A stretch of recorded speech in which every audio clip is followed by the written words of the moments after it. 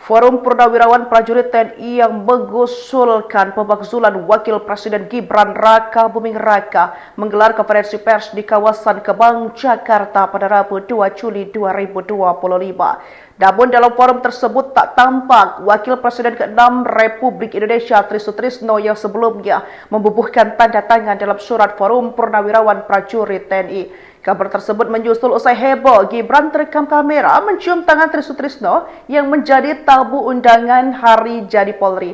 Namun mantan Wakil Panglima TNI Jenderal Fahrul Razi yang ditemui di kawasan Kemang, Jakarta Selatan pada Rabu 2 Juli 2025 menjelaskan Tri Sutrisno memang tidak diajak dalam timnya itu, tetapi tetap menaruh kegelisahan yang sama ihwal posisi Gibran sebagai Wakil Presiden.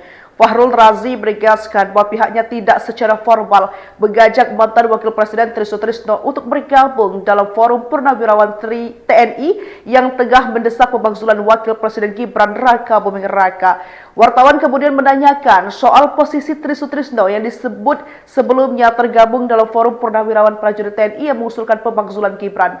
Beliau peduli dengan bangsa kita, sangat peduli, singkat Fahrul menjawab pertanyaan wartawan tersebut.